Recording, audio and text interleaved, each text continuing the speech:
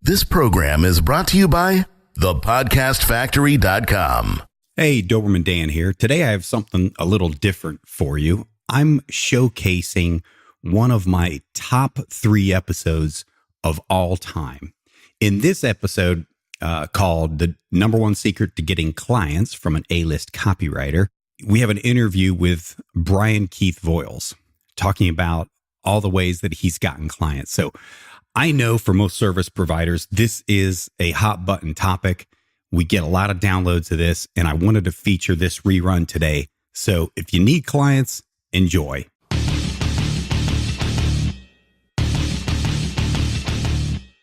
Prepare yourself for the uncensored, nothing held back, no BS reality of how business and life really work. Doberman Dan is off the chain. Hey, welcome back to another episode of Off the Chain with Doberman Dan. Welcome to my, check this out, Jonathan, first time I'm using this. Welcome, Canine Crew. That's what one of our listeners came up with as a name for our listeners, right? Yeah, the Canine Crew. Thanks to Ed Hanada. Canine Crew. Who did it come from? Ed Hanada.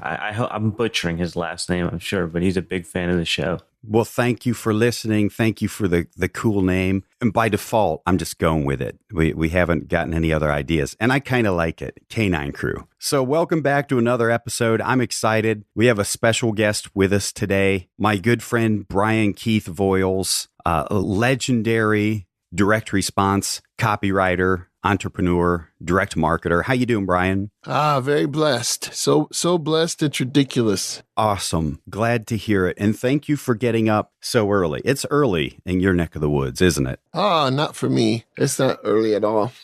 So you have a very interesting story, how you got started in direct response. Would you mind sharing that with everybody, please? Oh, well, how long do you want this interview to be? I mean... Well, I guess since we don't have a lot of time, we have approximately 20 minutes. I guess give us the Reader's Digest version of that. There you go. Okay. Well, the Reader's Digest version is really quite simple. I was a small business owner, struggling to feed my family, and I wanted to not struggle. I wanted to succeed, and I just started digging for anything and everything I could on how to get more customers. And one thing led to another, and I ended up discovering the whole world of direct response marketing, direct mail marketing, database marketing, etc. And my business took off. I was very fortunate. I had some, fairly decent success. I mean, looking back on it, it's pretty laughable. I say success, but my income probably went from $14,000 a year to $30,000 a year. So, but for me at that time, with little kids, living in a mobile home, it was huge. It was huge, and more importantly was the fact that I wanted to be my own boss. I had gotten involved in Amway, and they had sold me on this whole idea of, hey, you want to be your own boss. If you're going to work, you want to work for yourself. And I saw that vision loud and clear in my head, and I wanted to be the best dad for my kids that I could be. And I realized that being that best dad that I could be didn't really allow for me to go to a job 40 to 60 to 80 hours a week and still be a good, I figure you can be a good dad no matter how much you work. I'm not saying that, but for what I desired and what I wanted and what the definition of being a great dad was for me, I wanted to be there for my kids. I wanted to be there when they woke up. I wanted to be there to send them off to school, to make them breakfast, to go surprise them at lunchtime, at their classroom. I wanted to pick them up from school. I just wanted to be involved. And that's what drove my whole fire engine down the road. I was just driven to be the best dad I could possibly be. And that's really, really honestly the short story of what drove me to direct response marketing. What was the first book or course or person that you stumbled upon that introduced you to direct response marketing? That was Dr. Jeffrey Lant. I got some newsprint catalog in the mail, and it was full of get-rich-quick ads. But then I came upon a spread, and on the right was an ad that just spoke to me. Do you want more customers? I wish I had the ad. It was just, I couldn't not buy. I had to buy. I just had to. I didn't really have the money, but I wanted those benefits that he spoke to so badly. I had no choice. And then I looked across the page, and there was another marketing book of his, and if you buy this one, I'll give you this one for half off. And then I just lost it. I just lost it. I had to. I was left with no choice, Dan. And I bought both books. The first one was Money Making Marketing, and the second one was Cash Copy. And I just had to have those books. And when they came, everything stopped. And that's all I did for 3 days was read these books and study them. And I mapped out a simple little game plan, and I just took action. I just went for it. And I think that's the biggest difference. I think most people want something, but they don't want it bad enough, so they never do anything to get it. And I wanted this freedom bad. I wanted it. I wanted to be the greatest dad I could be, and I wanted it in the worst way. And I saw these books as the answer. I really did. So you doubled your own business once you discovered this stuff, which is pretty darn impressive. And then you eventually transitioned into writing copy for clients. Is that how things went? Yeah, that's pretty much how it went. I was at a seminar and I held up this letter. It was a seminar for magicians. I was doing magic shows, and I had written this birthday letter that I would mail to moms a month before their kids' birthdays. And I was getting 36% response with this letter consistently. And I had no idea that was freaking ridiculous. Not only is that amazing, it's freaking ridiculous, right? But I honestly was. But I had no idea that was a quote unquote success. Well, I offered to share the letter with this group of magicians who were in the room. I said, hey, anybody wants a copy of it, let me know, and I'll give you a copy. And everybody just kind of fell all over themselves to run back and say, give me a copy. And I had no idea. I was just naive and innocent, and I really had no clue what I was on to. And then one of the guys in the room, I'll never forget it. He was actually, I wish I could remember his name. It was Alexander something Alexander. I think his last name was Alexander. Anyway, he kind of had the respect of the room. There's always just this one guy who kind of outclasses and outshines everyone. Well, he was that guy in that seminar. We all just had this deep respect for him. He actually wrote Gene Roddenberry's biography. So he was pretty well connected in Hollywood. We just had this next level of respect for this guy. Well, he looks down the aisle at me and he says, well, get the hell out of the magic business and get into copywriting. You can make a hell of a lot more money writing copy. And of course, everyone else thought that was this hilarious joke, and they all, oh, that's funny, But he really, I didn't laugh. I'm like, copywriting, what's that? What, you mean I can do this and get paid? Can I really make more? Because to me, I was constantly thinking about being that great dad. That's what drove me. And if I could make more money doing less work and in less time, that was exactly what I was all about. Not that I was lazy, because I certainly wasn't that. I just wanted to be there for my kids. And when he told me that, I had to find out what this copywriting thing was. And it turns out that another guy there at the same seminar pulls me aside a little bit later and he says, hey, there is this newsletter that I get. And now this is in 1991. I get this newsletter once a month, and this guy writes about copywriting.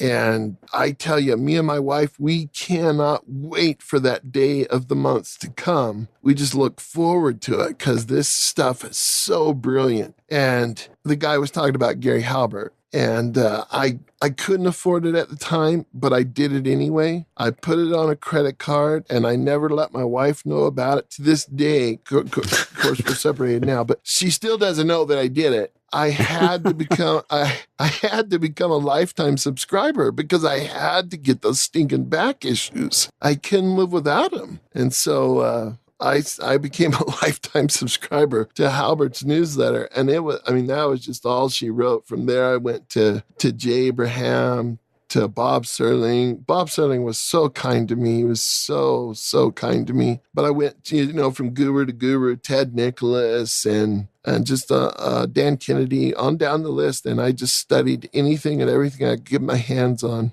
And then you became a guru yourself, and because I bought your old advertising magic course back in the early 90s, maybe, I guess, mid 90s. Yeah, it was 94 when I put that out. Yeah. That was the first copywriting course I ever bought. And, and you became famous within our little niche, and you've written copy for everybody and for all the PWMs, as I call them, players with money, these super big companies who use direct response marketing and mail millions of letters. And now I'm going to totally blindside you with something because I didn't prep you for this. You know what I'd really like you to talk about? Because you've been insanely successful as a freelancer, but then you switched gears and you started doing a partnership model, which I know you've done with several companies. Instead of just, I'm going to take a fee and I'm going to be your copywriter and you'll pay me royalties, you actually worked out a partnership model. Would you mind talking more about that? No, I don't mind at all. Kind of the backstory or the reason why I woke up to that was I'll make it quick. It's kind of a funny little story with having to do with Yannick Silver. Yannick called me and said, "Hey, I want to pay you. I want you to write a protege letter because I'm launching a protege program." And so I did. And, he paid me very well. He was very kind. He was actually wonderful to work with. And here you go. Here's your letter. It only took me like 3 weeks because I'm so inside the marketing industry.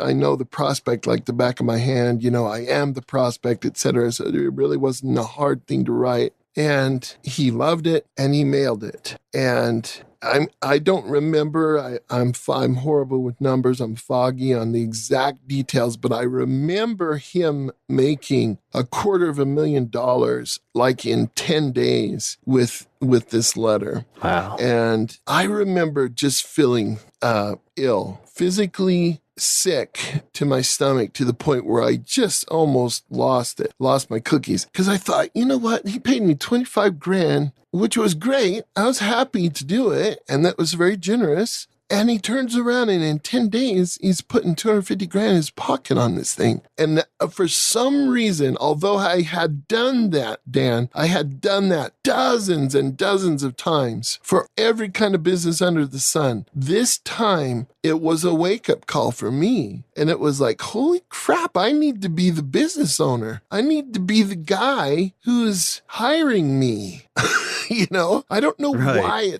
I don't know why it woke me up, but it just struck me as like, holy crap, I need to be in his shoes. Not a guru per se, but just the business owner. And shortly after that, I met this amazing guy who happened to live in my backyard. And his name's Preston Christensen. And he was following the kind of a Jeff Paul Dan Kennedy model. He was just kind of schlocking product together and hacking his way through the woods.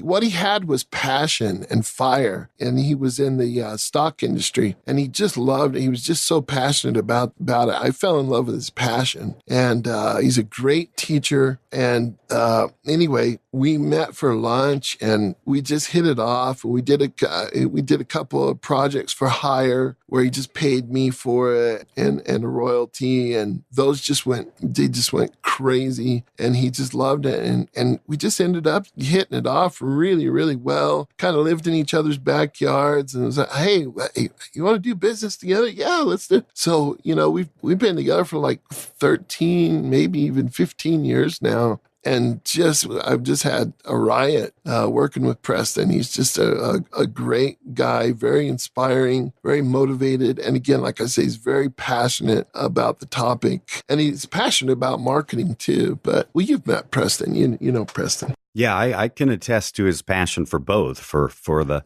investing stuff and marketing. And he is like the perfect guy to partner with too.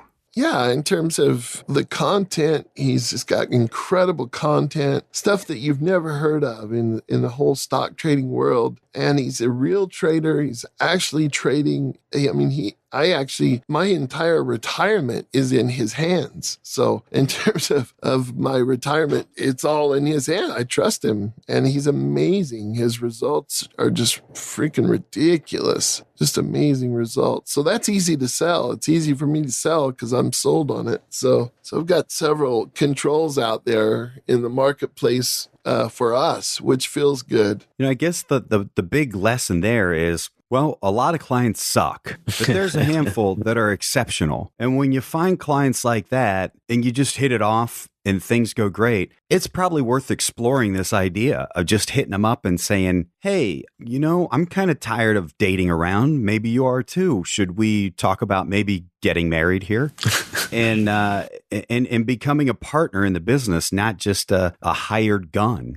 When you have skills like yours, Brian, that's extremely valuable to a business. And yeah, why shouldn't you benefit from those in some sort of partnership capacity? Yeah, I totally agree. Totally agree. Have you got any quick tips before we close things out? Because I know any freelancer I talk to, whether they're a copywriter or a designer or, they do something, they do PPC advertising for businesses. The number one question I always get is, how can I get more clients? How can I get a client? You say you're not an expert at this, but yet you were a successful freelancer for like 20 plus years. When somebody needs a client, their back's against the wall, you got any tips of anything they could do? Well, the first thing you've got to do is you got to change your attitude. You got to change your energy. You can never need a client. The moment you need a client is the moment you're sending him a rejection notice. You can just never need a client so bad. It's energetically, it's just not going to work. If they're a real player and they're successful to any degree, that's going to be a huge turnoff. They may not be able to put their finger on why they don't want to do business with you, because they really like you, they really like your copy, but there's just something there they can't put their finger on. It's the energy. It's your energy of being needy. It's like not that I'm an expert at the bar or anything, but it's like the chick. It's like the chick at the bar. If you're uber needy, she's not interested. She's just not going to be interested. And it's the same sort of thing. And successful business owners, entrepreneurs, they can feel that. They can sense this neediness. And so, first thing you got to do, you have to turn that off somehow, some way. You have to realize that you are invaluable right where you're at, right in this moment. Your skill set is so worthy and so worth practically any price. You have to own that, though. You have to really own that, hey, what I do is worth millions. And if this guy doesn't get it, I don't want to work with him. Awesome tip, man. That's probably awesome. My biggest tip. It's good. I'm glad that is a huge tip. That's one, sadly, that's the biggest one I see most freelancers get wrong. Hey, I could talk with you for hours, and actually sometimes I do, but not on the podcast, unfortunately. We got to wrap this up. I really thank you for coming on today, Brian. I really appreciate it. Brian Keith Voiles, everybody. Give him a big hand. Big round of applause. Thanks, Brian. Hey, anytime, let me come. I'll come back anytime, man. Happy to do it. I would love that. Brian, can we tell the K9 crew where they could go out and find out more about you if they want to check you out? I really don't have a website or anything up right now, but they can Google Brian Keith Voiles and probably find out more about me than I know. Excellent. Good stuff, man. Very cool. All right. So that's a wrap for Doberman Dan's Off the Chain show, number 25. Thank you guys for tuning in. And thank you, Brian and Dan, for letting me be a fly on the wall for this one. My pleasure. My pleasure. Awesome. Thanks, everybody, for listening. Hope you enjoyed today's show. Canine Crew got a special treat for you, what we are affectionately referring to as the Off the Chain Hotline. Tell us you love us, tell us you hate us, ask questions. We don't care, just call 321-424-6043 and give us a piece of your mind. This is the podcastfactory.com.